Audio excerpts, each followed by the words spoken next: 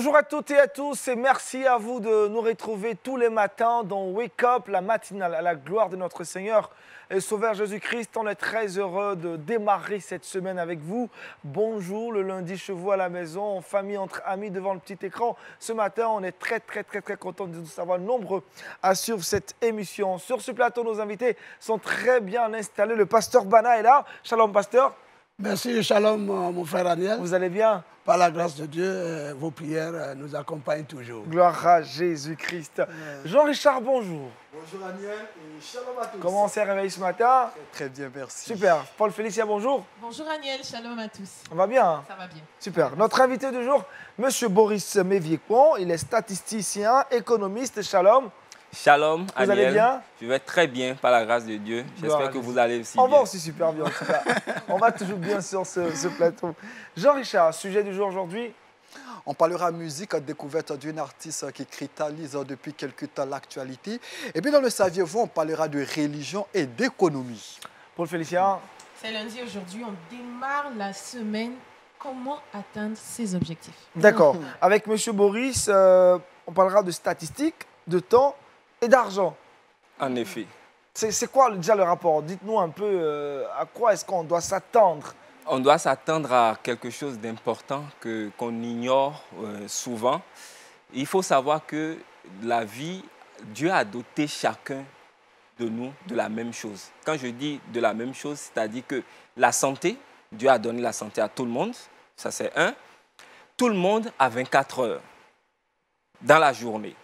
Qu'on soit riche ou pauvre, nous tous, nous avons 24 heures. Cela veut dire quoi? Cela veut dire que nous avons le même capital de vie, qui est la santé, et le même temps.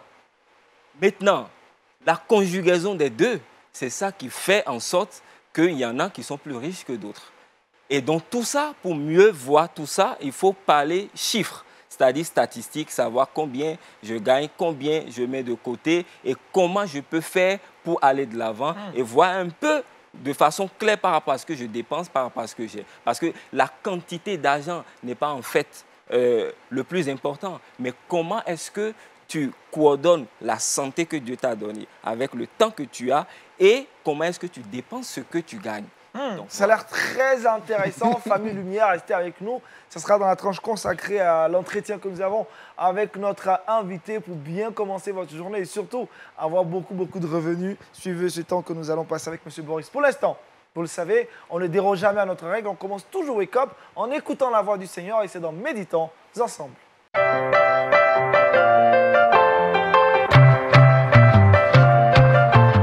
Ce matin, l'exhortation nous est apportée par le pasteur Bana, le thème, l'Éternel, mon berger. Allez-y, pasteur. Merci beaucoup, mon frère Aniel. Et je salue tous les bien-aimés ici sur le plateau matinal. Et saluer aussi ceux qui nous écoutent et qui nous suivent et que la grâce de Dieu soit leur partage. Amen. Notre méditation matinale est tirée du psaume 23. Nous lisons seulement le verset 1 qui dit ceci: « L'Éternel est mon berger, je ne manquerai de rien. » Ce psaume, j'allais dire, est l'un des psaumes, pour ne pas dire le psaume le plus connu par les chrétiens. Ou même ceux qui ne connaissent pas Dieu récitent ce psaume. « L'Éternel, mon berger. » Et notre méditation va prendre en compte tout ce psaume, mais une seule idée va nous guider ce matin, en ce jour et en ce début de semaine. L'Éternel, mon berger. Et ce psaume renferme plusieurs idées. Et l'une des idées importantes que nous tirons de ce psaume, c'est Dieu met à l'abri de tout manquement. Dieu met à l'abri de tout manquement. Surtout le verset 1. L'Éternel, mon berger, je ne manquerai de rien. Et donc l'idée qu'exprime ce psaume ici, c'est Dieu qui met à l'abri de son peuple de tout manquement. Et je voudrais ici rassurer et dire aux uns et aux autres, ceux qui nous écoutent ce matin, que ce psaume est un psaume d'espoir. C'est un psaume d'espérance. C'est un psaume sur lequel on peut s'appuyer pour une journée bien remplie, pour une journée bénie, pour une semaine bénie. Et ma prière est que ce psaume guide les uns et les autres cette semaine, et surtout dans ces temps difficiles de l'histoire de notre monde et de notre pays.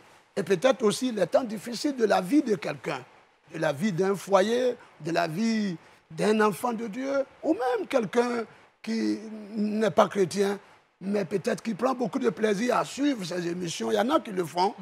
Puisse Dieu permettre que par ce psaume, ils comprennent qu'il y a un berger divin en qui on peut croire et être béni. Amen. Alors, donc, la première idée, sinon j'allais dire l'idée qui va nous guider, c'est Dieu nous met à l'abri de tout manquement.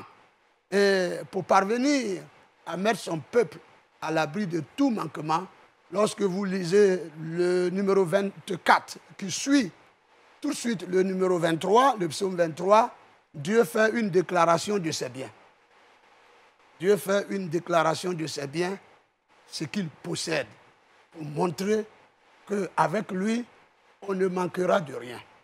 Et le psaume 24, il le dit bien, il dit « À l'Éternel, la terre et tout ce qu'elle renferme, le monde et ceux qui l'habitent, car il a fondé sur les mers et il a fermé sur les fleuves. » Donc Dieu ici, dans ce début de psaume 24, fait la déclaration de ce qu'il a, de ce qu'il possède.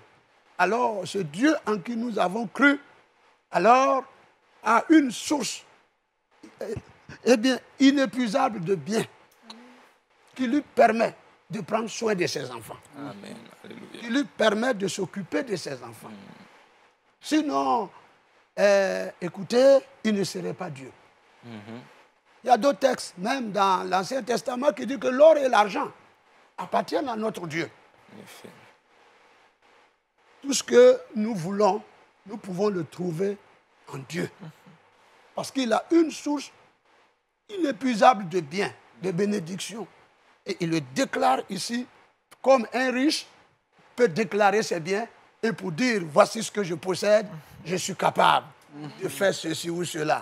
Notre Dieu est capable de nous mettre à l'abri de tout manquement parce qu'il a une source de biens inépuisable.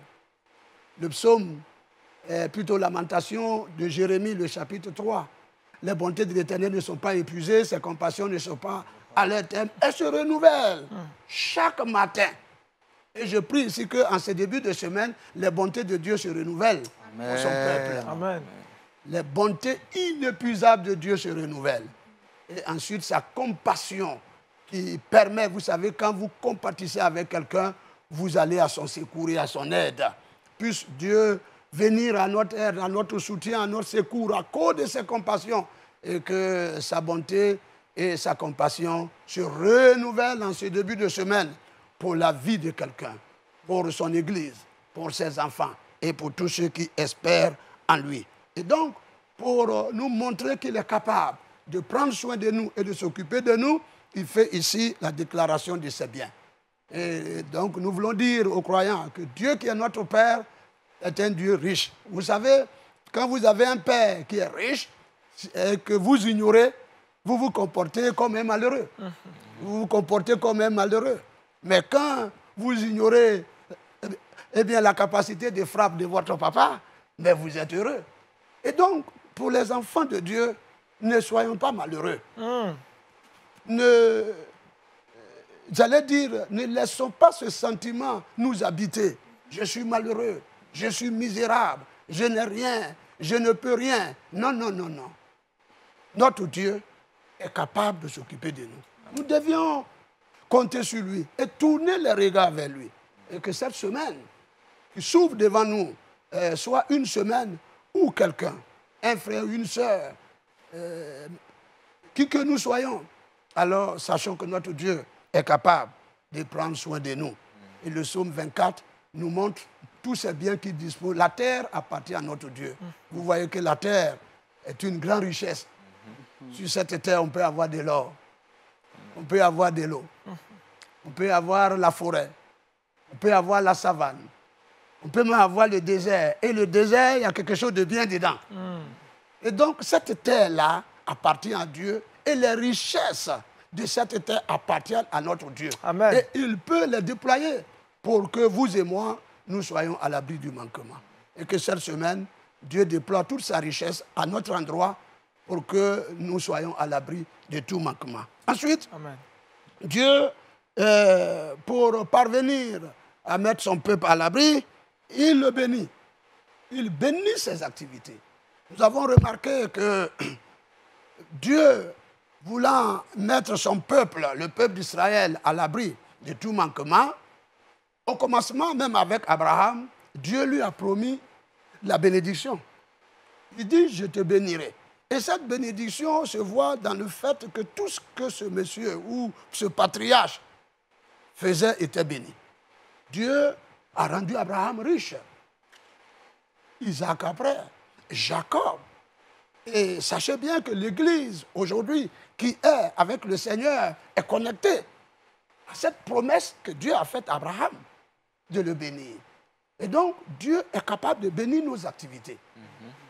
Et pour nous mettre à l'abri, il bénit nos activités. C'est pourquoi cette semaine, que tout ce que ta main touche, que Dieu puisse bénir cela. Amen. Te mettre à l'abri.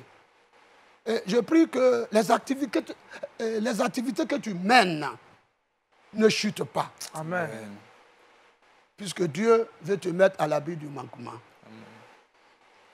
Et c'est ce que le Seigneur fait.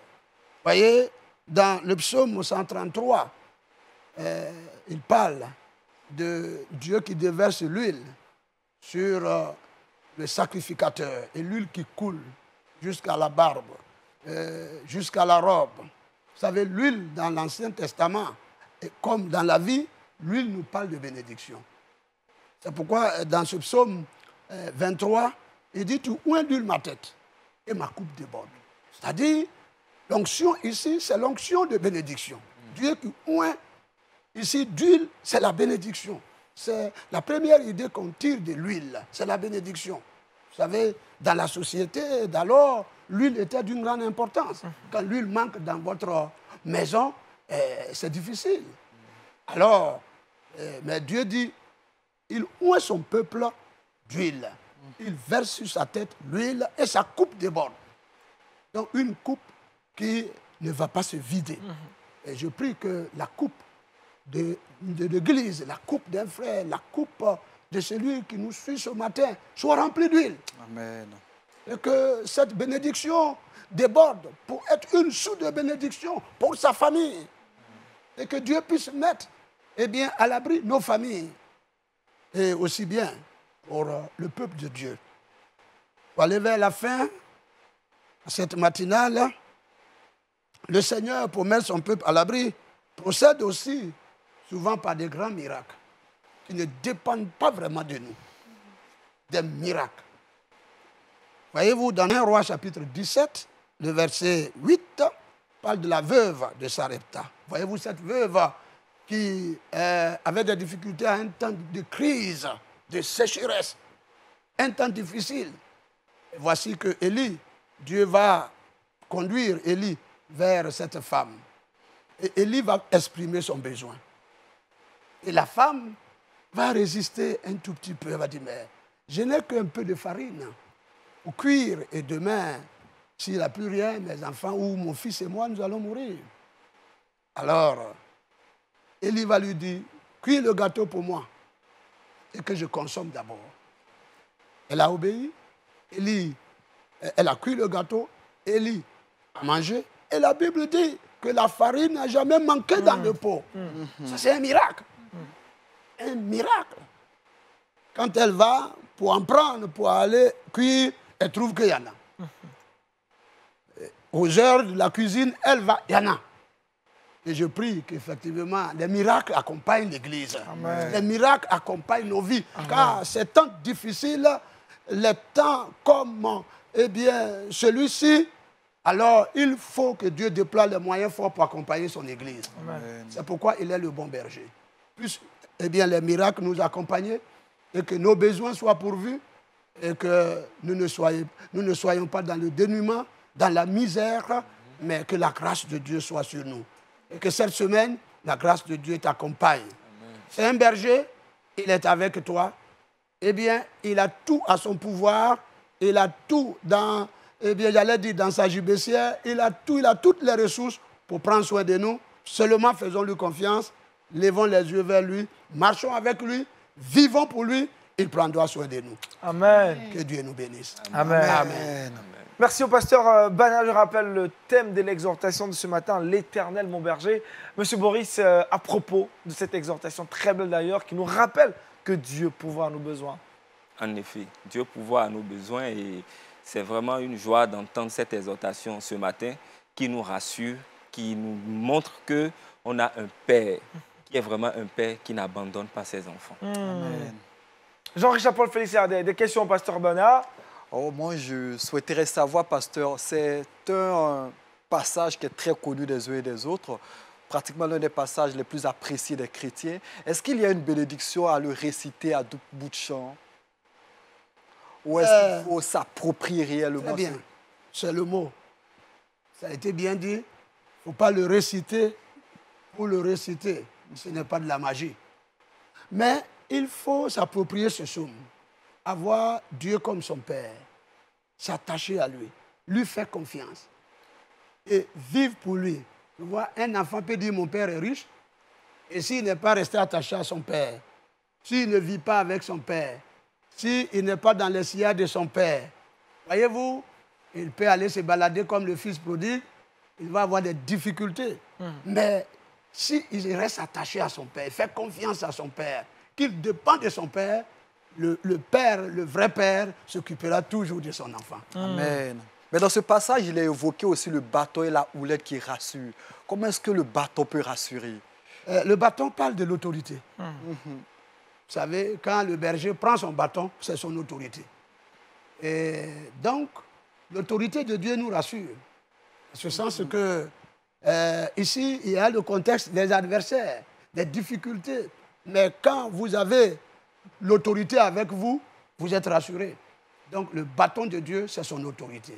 Et Dieu veut dire à son peuple que mon autorité vous accompagne. Qu'en ces temps difficiles, que le chrétien sache que son Dieu est l'autorité qui l'accompagne. Amen. Amen. Pasteur, restons dans ce contexte de pâturage. Si l'Éternel est notre berger, derrière, il faut supposer que nous sommes ses brebis. À quel moment peut-on dire qu'on est réellement une brebis? On est la brebis du Seigneur.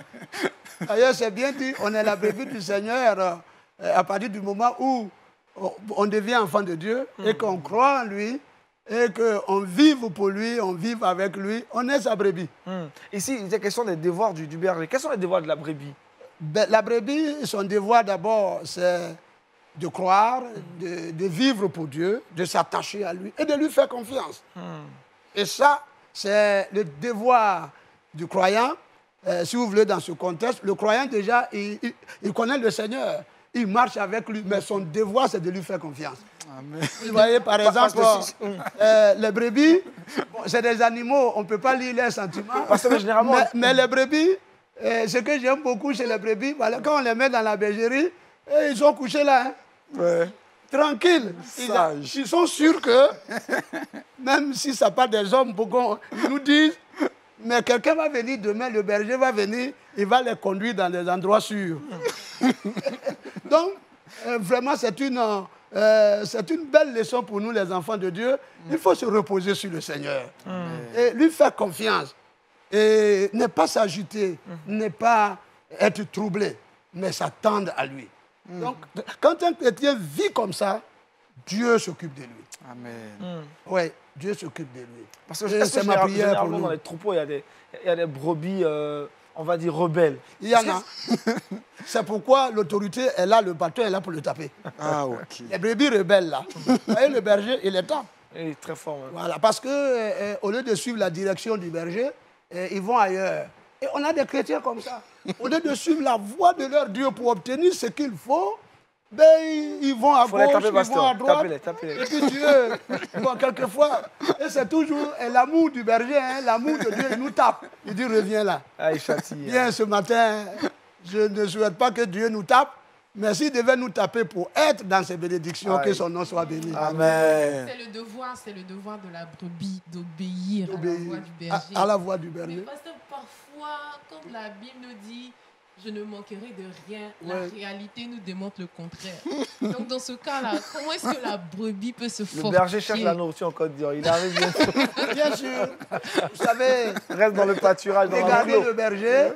Ce n'est pas, vous savez, quand le berger sort avec le troupeau, quelquefois, ce n'est pas juste à l'air que se trouve la bénédiction. Il marche un peu. Ah oui. Mais il faut suivre le berger.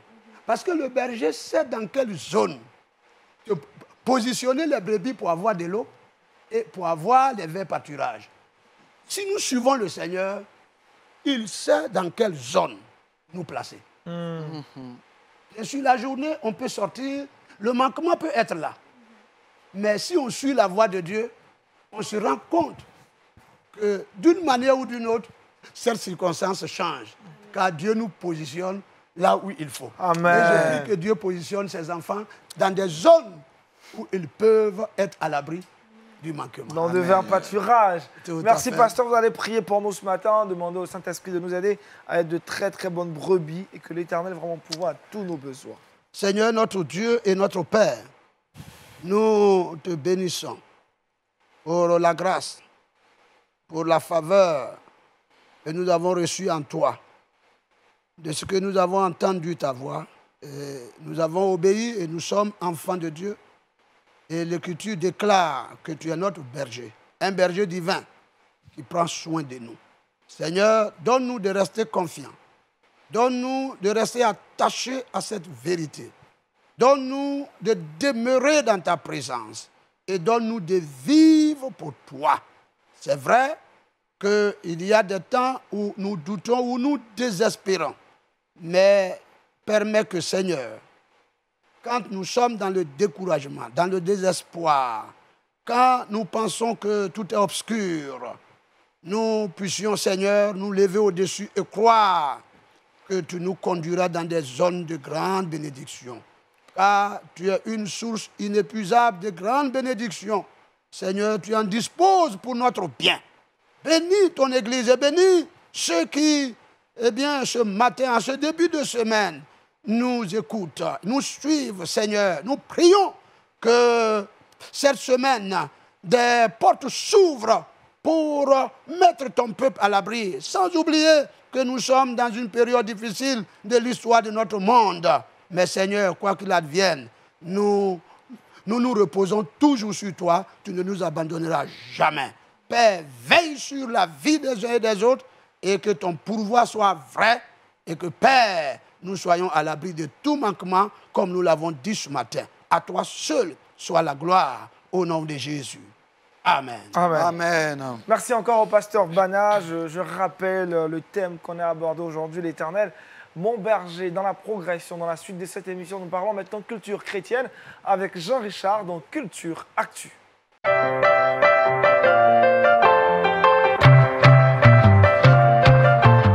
Eh bien, Jean Richard, pour ce début de semaine, vous nous entretenez musicalement dans votre rubrique Culture Actu. Allez-y.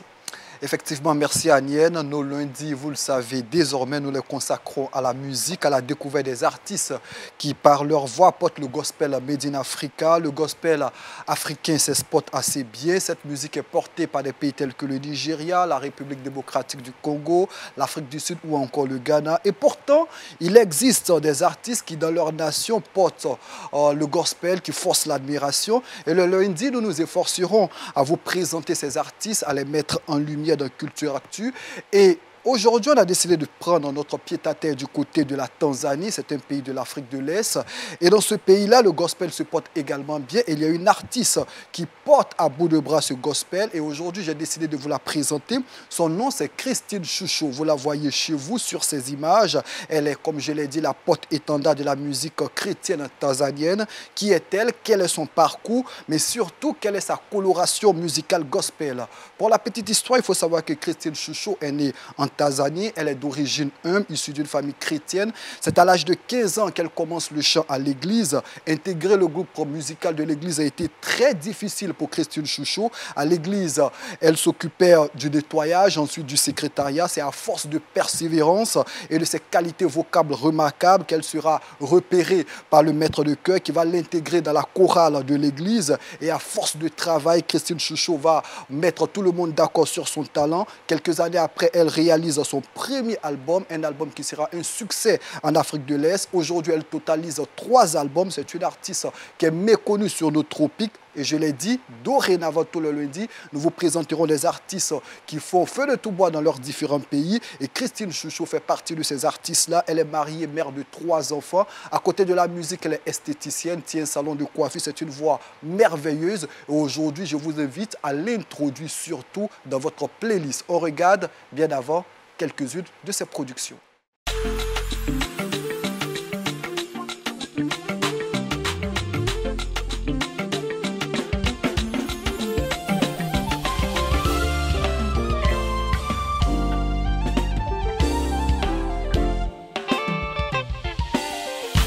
Nimeona hofu imetanda dunia,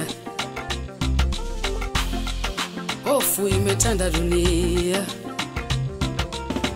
huku na huku mambo yamebadilika,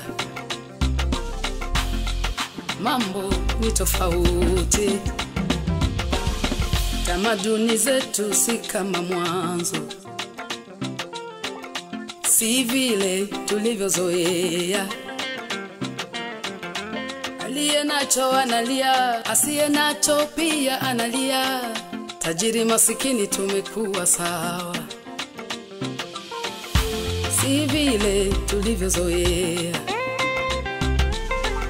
Linalo litapita, oh, oh. Litapita, litapita, oh. Utapambazuka, hata hili litapita, litapita, oh.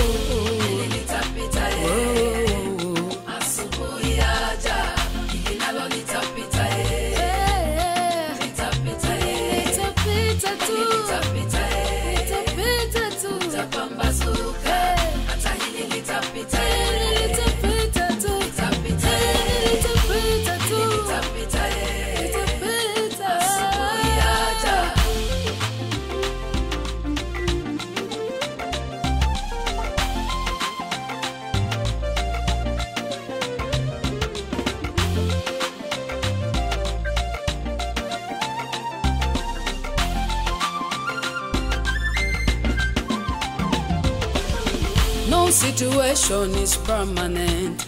Hey. Nyakati huja na kupita, watu huja na kuondoka, kila kitu chini ya jua kina mwisho. Shida na raha zina mwisho. Yesu pekee atabaki juu, neno lake milele yote, yeye tu hana mwisho. Oh, oh, oh.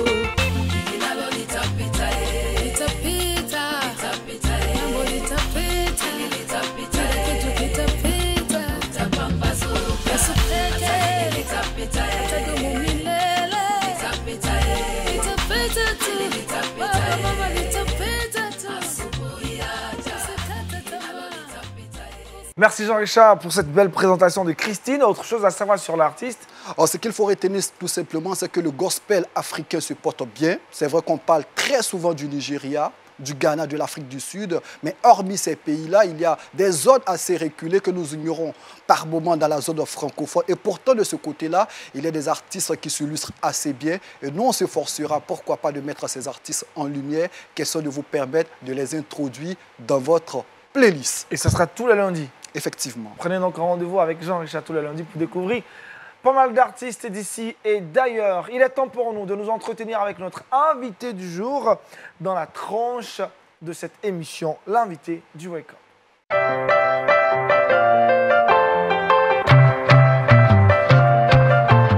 Monsieur Boris Mévier-Coin, notre invité du jour, il est statisticien, économiste. Le thème qu'il aborde ce matin, statistiques, temps et argent. quel est le rapport qui existe entre ces 3 thèmes différents. Il va nous dire c'est quoi exactement. Quand on entend argent et on entend temps et statistiques, ça nous fait penser à beaucoup de choses. Ah oui. Merci. Merci Aniel, merci de m'accorder encore la parole et je salue tous ceux qui sont avec nous sur le plateau. Hein, et c'est vraiment une joie pour moi de partager, d'échanger ce thème. Vous savez, il y a beaucoup de choses dont on ne se rend pas compte. On a écouté la méditation, l'exhortation de cette matinée qui nous a fait beaucoup de bien, d'accord, et qui nous montre que Dieu, notre Père, il est celui qui pourvoit. Yes. D'accord, il est celui qui pourvoit. Et quand on regarde bien, je pense qu'il a pourvu à tout le monde. Et je le disais tantôt, lorsque Aniel me posait la question de savoir comment est-ce qu'on peut faire ce lien, je disais tantôt que nous avons tous reçu de Dieu la santé. D'accord? Ça, c'est le premier point. Et chaque être humain a 24 heures dans la vie. Ça, il faut s'en rendre compte. Chaque être humain a 24 heures dans la vie et nous avons tous la santé. Donc, c'est la façon dont nous coordonnons, nous gérons notre temps et notre santé qui fait que nous arrivons à pourvoir aussi à nos besoins. Oui, Dieu veut qu'il pourvoie, mais il dit qu'il va bénir l'œuvre de tes mains. Donc, on a réalisé que le travail, c'est quelque chose de fondamental. Et chaque personne est appelée à travailler. D'accord? Et donc, lorsque tu travailles, tu utilises le même temps pour travailler. Donc, qu'est-ce qui fait que quelqu'un peut travailler et gagner 100 000, quelqu'un d'autre peut travailler, gagner 500 000, quelqu'un d'autre travaille, gagne 1 million. Donc, la différence se trouve où? La différence se trouve au niveau du taux horaire. Le taux horaire, vous avez tous travaillé 8 heures dans la journée. D'accord? L'un touche 800 000, un touche 1 million, quelqu'un touche 500 000, quelqu'un d'autre, il touche 100 000. Ah, c'est ça la question. Donc, qu'est-ce qui a fait qu'on puisse accorder à l'un 1 million, à l'autre 500 000? C'est la valeur qu'ils ont apportée. La valeur qu'ils ont apportée dans le cadre de leur travail qui fait que le taux horaire a augmenté. Donc, je me suis rendu compte qu'en fait, c'est une erreur pour certaines personnes de penser qu'il faut travailler trop, fragiliser sa santé pour gagner de l'argent. C'est un problème. Parce que tu travailles trop, tu fragilises ta santé pour gagner de l'argent. Il faut être en bonne santé pour te servir de cet argent. Ça me rappelle l'histoire d'un monsieur qui a travaillé, il a beaucoup d'activités. Gombo travaille par-ci, par-là, il travaille à gauche, à droite. Il a accumulé beaucoup d'argent dans son compte, mais finalement, il est décédé. 100 millions, il a laissé 100 millions dans son compte et il est parti. Il n'a pas joué du fruit. Il n'a pas joué du fruit. Donc, il y a une sagesse à savoir que la santé que j'ai, je dois ménager ma santé, d'accord? Je dois bien utiliser le temps que Dieu m'a donné. C'est le même temps pour tout le monde, mais je dois mieux convertir ce temps pour gagner suffisamment, pour répondre à mes besoins et aussi apporter aux autres. Parce que il faut savoir qu'on ne travaille pas seulement pour payer ses factures. On travaille pour payer ses factures, oui, pour se nourrir, mais aussi pour faire du bien à ceux qui sont autour de nous. Cela est fondamental. Et on ne fait pas du bien à ceux qui sont autour de nous parce qu'on a seulement, mais on le fait parce qu'on veut avoir plus. Parce qu'il y a une loi spirituelle derrière le don. Yes. Et ça, c'est fondamental. Et donc, quand c'est à ce niveau-là, où est-ce que la statistique intervient? La statistique, c'est le fait de savoir que je gagne tant, d'accord, et je dépense tant. Prenons les chiffres, puisque vous êtes un statisticien. Très bien. Je prends les chiffres de façon concrète. Monsieur X touche... Monsieur X, par exemple, il touche 200 000 francs comme salaire. OK? Il se rend compte que ces 200 000 francs, il doit payer sa maison à 80 000. Le transport à Abidjan, par exemple, coûte très cher. peut-être il ne se rend pas compte, il se dit, je prends, par exemple, de engrais jusqu'aux 2 plateaux ou bien à la vie, je vais payer 400, par exemple. D'accord, ce sont des quartiers d'Abidjan, par exemple. Et il ne fait pas le point pour savoir combien est-ce que ça va me coûter le mois. Il se rend compte que finalement, quand il achète du pain, il achète quelques trucs à manger et tout ça, mine de rien, la semaine, il dépense 50 000. Il dit, mais comment j'ai fait pour dépenser 50 000? Mais quand il fait le point, il se rend compte que, ah, mais le transport seul, ça me coûte quand même 12 000 francs. Il se rend compte qu'il y a quelque chose à faire. Donc, c'est important de faire son budget. Et là, en fait, c'est les statistiques, de savoir combien me coûte chaque poste. Et ça te permet de savoir, de façon générale, est-ce que mes 200 000 francs vont me suffire ou non? Ça, c'est un. Tu as les 200 000, il y a un frère qui te sollicite, qui dit, ah, tonton, j'ai besoin de 5 000. Est-ce que tu peux me faire une aide de 5 000 par mois? Tu regardes tes 200 000 que tu touches par mois, tu dis, ah tiens, mes charges sont là, mais 5 000 là, ah, jeune homme, je n'ai pas les 5 000 et tout ça. Ça, je veux vous dire une chose, cette réponse, c'est une attitude de manque. Parce que lorsque quelqu'un vient te solliciter, c'est vrai que tu n'as pas, mais il faut plutôt réfléchir à, tiens, si je m'engage sur ces 5 000, ça veut dire qu'il faudrait que je puisse convertir mon temps pour gagner plus, pour pouvoir répondre à ce besoin. Et en cherchant à gagner plus pour répondre à ce besoin, tu gagneras encore davantage. Toi-même, parce que ce que tu vas faire, ça ne va pas te rapporter 5 000, ça te rapportera beaucoup plus. Oui, et donc ça veut dire quoi? Ça veut dire, donc comment je fais? Il faut que tu utilises mieux ton temps pour apporter plus de valeur. Et ce qu'on oublie aussi souvent, c'est qu'on pense que c'est seulement le travail qui t'apporte seulement le salaire. Oui, il y a le travail qui t'apporte le salaire, mais il y a aussi le bien que tu fais autour de toi. Celui qui est en difficulté que tu as assisté. Parce que vous savez une chose, moi je me suis rendu compte d'une chose. Vous savez que quand on regarde l'argent, c'est un moyen d'échange finalement. Quand quelqu'un, tu es dans un besoin, par exemple, et tu vas solliciter un ami, qu'est-ce qui motive l'ami à te venir en aide parce que tu es dans le besoin? Il se rend compte que, ah tiens, à un moment donné, j'étais dans le besoin, il m'a aidé. Quand je dis aider, ce n'est pas forcément financier. J'étais malade, ah il est venu me solliciter. Ou bien mon père est décédé, il est venu, il m'a soutenu. Tu es dans le besoin, lui aussi, il se souvient de ça. On ne se rend pas compte, mais l'homme fonctionne comme ça. Il y a un échange derrière. Et donc, ce qu'on peut recevoir de la vie, ce n'est pas forcément le travail directement, mais tout ça, parce que le fait d'aller visiter un frère, de prier pour quelqu'un, d'apporter de l'aide à quelqu'un, c'est ton temps que tu utilises. Donc, c'est un investissement aussi. Vous voyez? Donc, tu utilises le temps pour faire du bien. Et ce bien-là te revient.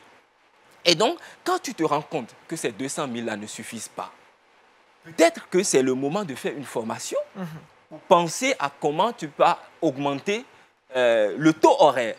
Peut-être qu'il faut changer du travail. Ça, c'est un exemple. Et il faut savoir une chose, que à faire la question de l'argent, la richesse, ça prend du temps. Il faut du temps, c'est progressivement. Pas d'une manière immédiate qu'on devient un coup de Non, mais beaucoup de jeunes pensent que les choses, il y a un processus. Il ne faut pas qu'on se mente. Il y a un processus. Même si tu décides aujourd'hui de faire une formation pour pouvoir augmenter ton taux horaire, peut-être que cette formation va prendre 9 mois. Et tu vas suivre cette formation pendant 9 mois. Tu vas préparer ton diplôme. Et après, il faut que tu cherches les opportunités qui te permettront d'augmenter ton salaire, par exemple, ou de créer une activité à côté. Et quand tu crées une activité à côté, qu'est-ce que tu fais? En fait, tu apportes de la valeur aux gens et ils te remboursent en retour. Récemment, je passais dans un quartier et il n'y avait rien. Et un jour, j'ai vu une jeune dame qui a posé son étagère et elle a commencé à faire du claclo. Les gens passaient, les gens achètent du claclo. Et puis les gens, et il y en a qui ont apprécié. Et puis j'étais là, je me suis arrêté, j'ai acheté. Et il y a un monsieur qui dit, ah que moi je suis venu de la Riviera. À Angers, il a quitté Riviera pour venir acheter Claclo à Angers, chez cette jeune dame. Parce qu'il a goûté, c'était très bon. Vous voyez, c'est de la valeur.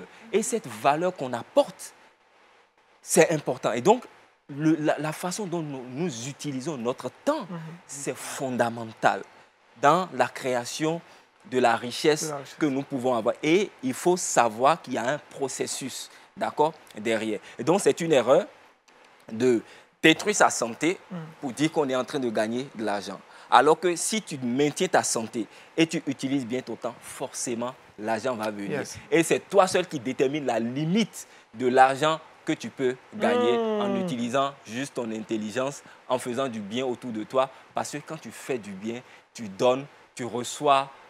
Vous connaissez la loi spirituelle qu'il y a dans le don, les offrandes, les dîmes et tout ça. Et donc, cela est fondamental. Ce n'est pas de la théorie, mais c'est de la réalité. C'est du concret. Du concret. C'est du concret. Merci, M. Boris. Jean-Richard, une question assez rapidement. Ouf, pas véritablement. Paul Félicia. C'était assez clair quand même. Pasteur, votre avis sur cet exposé, le rapport entre temps et argent? J'ai écouté notre frère attentivement. Effectivement, comme il a dit, il y a des bénédictions qui sont universelles. Et vous les avez au même titre. Il faut savoir exploiter ces bénédictions-là pour se faire, j'allais dire, une place et être à l'abri du manquement. Effectivement, comme il a dit, il y a le temps que Dieu nous donne. On a les mêmes 24 heures. La santé, on a la pluie, on a le soleil, on a l'eau. Dieu les donne à tout le monde. Ça, c'est une bénédiction universelle. Et comme il a si bien dit, il y a un principe divin de sémence. Lorsque vous lisez dans les évangiles, la parole de Dieu nous parle d'un semeur qui sort pour s'aimer. Donc, savoir s'aimer pour récolter. C'est pourquoi la Bible nous dit que le semeur qui a semé sur la bonne terre a reçu 30, 60 et 100. Vous voyez? Donc, dans ce principe de sémence, en aidant, en faisant ceci ou cela, pour quelqu'un, dit l'Écriture, il y a du bonheur à donner qu'à recevoir. Yes. Donc, je suis d'accord avec lui. Et sachons faire usage de toutes ces bénédictions que Dieu nous a données pour être bénis, pour me répéter, et puis être à l'abri. Être aussi une source de bénédiction. Et être une source de bénédiction. Allez-y. Oui, je voudrais juste aussi ajouter quelque chose. Quand je reviens aussi sur l'aspect de la statistique qui nous aide, il faut savoir que nous avons besoin de croître, de grandir. D'accord? Et cette croissance, en statistique, on parle de taux de croissance. Le fait de comparer ce que nous avons par rapport à ce que nous, par exemple, ce que nous avons cette année, par rapport à ce que nous avons eu l'année dernière, d'accord? Ça permet de savoir est-ce que je progresse ou bien je ne progresse pas, ou bien d'un mois à l'autre. Il y a beaucoup, parfois on dépense, mais on ne fait pas le point pour savoir combien. Parfois, combien est rentré, par exemple, ce mois. Parce que ce qui rentre, ce n'est pas seulement le salaire que tu reçois. Combien tu as reçu en don? Combien tu as reçu comme un bien-être? Quelqu'un te voit et te dit « Ah, mais tiens ça ». Ou quelqu'un t'offre quelque chose qui n'est pas forcément en argent. Une belle chemise, un beau costume, une chaussure, par exemple. Quelqu'un vient te rendre visite et t'apporte un sac de riz ou une bouteille d'huile. Tout ça, ce sont des dons et c'est Dieu qui le permet. C'est une grâce de recevoir le don de quelqu'un, de la part de quelqu'un. C'est une bénédiction. Et ces bénédictions-là, ce n'est pas seulement ce que... Donc, c'est important de savoir, par exemple, ce mois, en tout et pour tout, que ce soit en salaire, en don et tout ça, combien j'ai reçu. Le mois prochain, combien j'ai reçu. Est-ce qu'il y a un gap par rapport à ça? Quel est le taux de croissance? Maintenant, on est en 2020. 2020 va finir bientôt. 2021, la vie va croître. Est-ce que je vais rester au même niveau de revenus? Il faut que je pense à comment je fais pour augmenter mes revenus. Parce que la vie va croître. C'est ce qu'on oublie. L'inflation, il y aura toujours l'inflation et le coût sera plus cher. Ça, c'est sûr. On ne peut pas changer ça. Et donc, puisque le coût va être plus cher, puisque la vie deviendra plus chère, je dois aussi penser augmenter mes revenus. Dieu m'a donné l'intelligence, j'ai la santé, Dieu merci, et je dois augmenter ma valeur. Parce que tu peux faire un travail pour lequel on te paye 5 000. Si le travail est bien fait, on peut te payer 15 000. On peut te payer 50 000. Donc... Super. Merci, M. Boris. On peut passer des heures à vous écouter. Quand on finit, on regarde nos poches, rien n'est rentré. Hein. on va aller travailler. C'est rentré dans la tête. Je pense que ça crée en nous un déclic à toutes ces personnes qui nous suivent. On va retrouver Paul Félicia dans le Trickbox et c'est maintenant.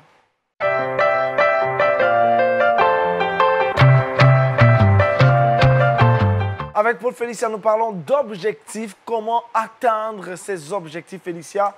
Exactement, tu l'as dit. Comment atteindre ces objectifs? Et je pense que la présence de notre statisticien est vraiment bien tombée à point nommé parce qu'il a dit qu'il faudrait prendre des notes. Et je commence par dire comme cela que pour accomplir nos objectifs, il faudrait que nous puissions permettre à nos rêves de se transformer en actions quotidienne. C'est très important. Donc, je suis venue avec un petit exercice. Voilà, on a dit de prendre des notes ici. Chacun prend sa feuille. Là, tu es à la maison, tu me regardes, tu prends une petite feuille, tu prends un stylo ici sur le plateau. Le pasteur a déjà sa feuille, son stylo. Voilà, tout le monde a le cahier ouvert.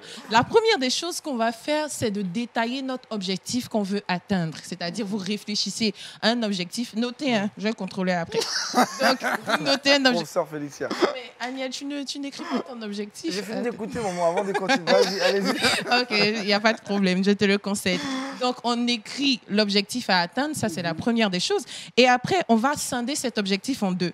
On va voir si c'est un objectif personnel ou bien c'est un objectif d'habitude à développer, par exemple. Et ensuite, on va spécifier le domaine dans lequel cet objectif-là se trouve. Si c'est, par exemple, spirituel, ou bien si c'est, par exemple, intellectuel, émotionnel, dans le cas du travail, tu spécifies, tu réfléchis et tu spécifies le domaine dans lequel cet objectif-là se trouve.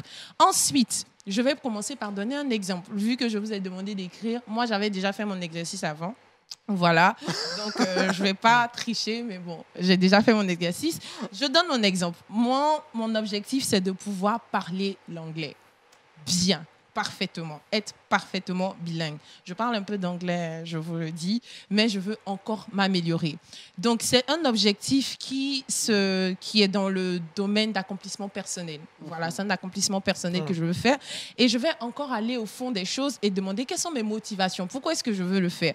C'est pour pouvoir communiquer mieux avec les personnes qui parlent anglais, qui sont à l'extérieur, et ensuite aiguiser le talent que moi, j'ai reçu. Voilà. Donc, après avoir fait cet exercice, chacun connaît son objectif. Voilà le mien. Donc, moi, je vous ai partagé. Donc, vous écrivez sur votre feuille là-bas quelles sont vos motivations, quel est l'objectif que vous voulez atteindre. Ensuite, vous devez chercher, enfin, qu'est-ce qui va me donner... je veux dire, lorsque j'aurai atteint cet objectif, qui est de parler l'anglais, comment est-ce que je vais faire de façon pratique? Voilà, donc on va dans la pratique. Moi, ce serait, par exemple, lire beaucoup plus de livres en anglais ou bien écouter des vidéos en anglais pour pouvoir les traduire, améliorer mon vocabulaire, etc. Donc, de façon pratique, vous écrivez sur votre feuille ce que vous allez faire pour atteindre cet objectif. Et enfin, vous pensez à la récompense. Qu'est-ce qu'après 3 mois d'apprentissage, après 2 jours d'apprentissage, qu'est-ce que je recevrai? Moi, dans mon cas, mon exemple, c'est que je vais célébrer Dieu. Je serai trop contente, voilà, d'avoir atteint cet objectif-là. Et enfin, je serai fière du chemin que j'ai parcouru. Donc, lorsque vous pensez à toutes ces choses et que vous revisez votre feuille, vous avez un peu une feuille de route. Voilà, vous avez un plan pour pouvoir atteindre votre objectif et je sais que vous allez le réaliser. Voilà. Merci Paul Félicia, c'est dans la continuité de tout ce qu'on a réussi avec M. Boris. Être vraiment calculateur, il faut réfléchir, il faut mettre des chiffres et aussi se fixer des objectifs. Avec Jean-Richard, on va certainement avoir des informations qu'on ignore par moment. C'est dans le Saviez-vous? Et c'est maintenant.